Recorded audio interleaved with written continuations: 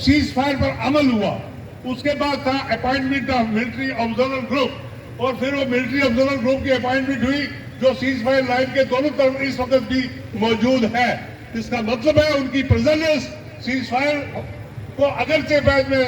दूसरे नाम दिए गए, लेकिन कश्मीरी इसको बगैर सीज फायर के और कोई नाम से नहीं जानते, न मानते हैं।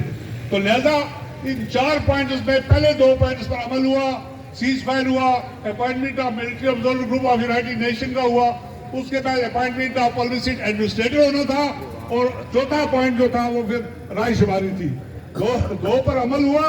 और 2 अभी तक हम मुंतजिर हैं, जिसके लिए हम 6 लाख के करीब जानों का नजराना पेश कर चुके हैं। लिहाजा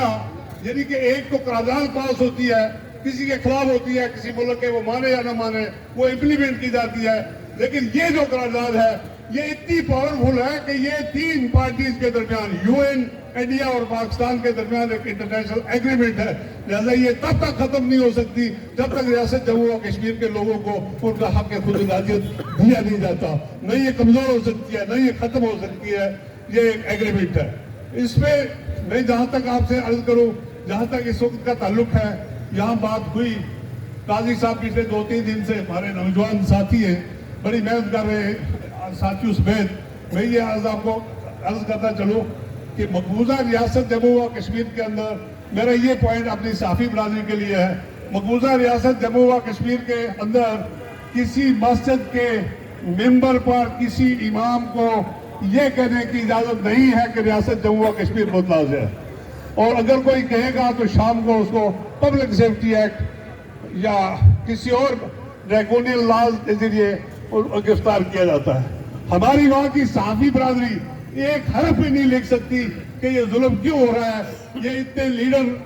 दिल्ली जेल में क्यों है, ये यासीन मलिक साहब को सजाए मौत क्यों दी गई, कोई शख्स, कोई सहाफी एक हरफ नहीं लिख सकता। और फिर ये जो लोग ये कहें कि अमल हो गया, क्या 10 लाख फौज में से कोई एक सिपाही कम किया इंडिया ने श्रीनगर से? नहीं किया। उन्होंने कठपुतली हुकूमत को भी बना के देख लिया, सारे हरबे इस्तेमाल कर लिए, लेकिन मैं जनाब आपका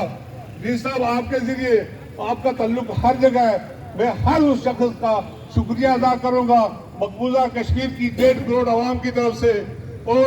हिंदुस्तान की जेलों में बंद क़यादत की तरफ से, कि जो लोग इस वक्त भी हमारी ताकत बने हुए हैं दुनिया के मुख्तलिफ मुल्कों में, और वो इस तारीख को चलाए हुए हैं डिप्लोमेटिक और पॉलिटिकल फ्रंट पे। जहाँ तक ताल्लुक है पाकिस्तान का, पाकिस्तान मसले का फरीक भी है, पाकिस्तान मसले का वकील भी है, और कश्मीरियों ने पाकिस्तान बनने से पहले ही पाकिस्तान के साथ अपनी वाबस्तगी का जो फैसला किया है। ये जो वकला बरादरी को मैं गुजारिश करूँ कि जब हिंदुस्तान ने केस किया कि जी हमला हो गया कश्मीर पर, हिंदुस्तान को इजाजत दी जाए कि हम पाकिस्तान पर हमला करें, जिस तरह ये केस हुआ, उस केस को जब सुनवाई हुई, उस सुनवाई का फैसला उस करारदाद पर हुआ जो करारदाद 19 जुलाई 1900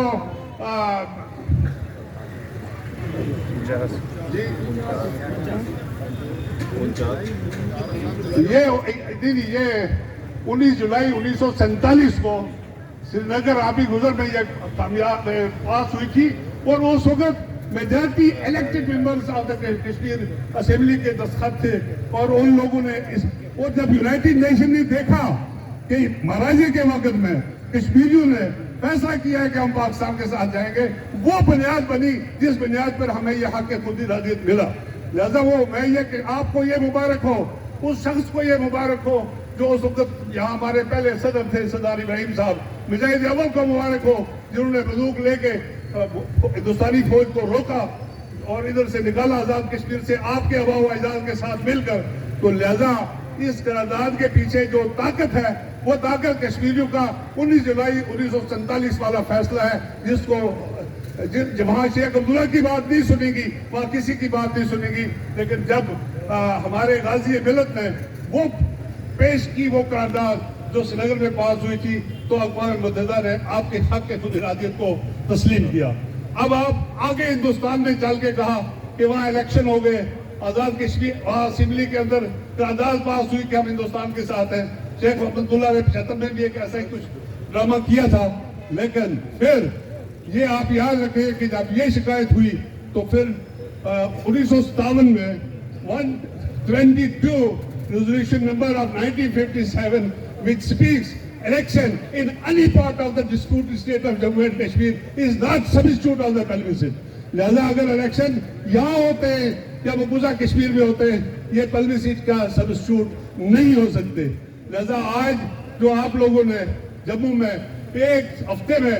3.5 लाख की कुर्बानियां दी, आज जो पाकिस्तान के अंदर 22 लाख वो लोग जो हिजरत करके जम्मू से और वैली से आके पाकिस्तान में आबाद हुए, आज जो 45,000 हमारे लोग जिनको इंडियन फौज ने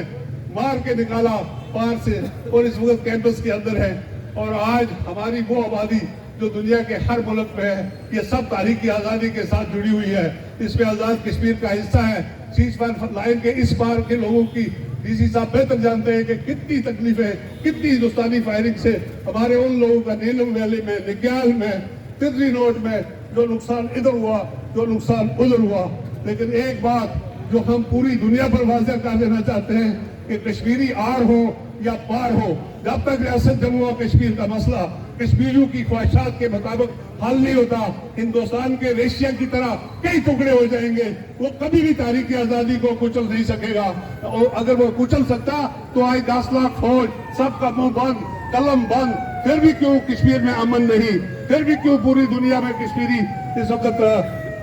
अपनी आज़ादी की जंग लड़ रहे हैं। लिहाजा मैं कुल जमाती हुर्रियत कॉन्फ्रेंस की तरफ से आप सब हज़रात का, वो जब आपने औरों के नाम लिए तो एक कारी साहब आए हैं डोडियाल से, वो मतलब बाकी जितने भी लोग आए जिन जिन ने हमारे साथ फोन पर भी बातें की,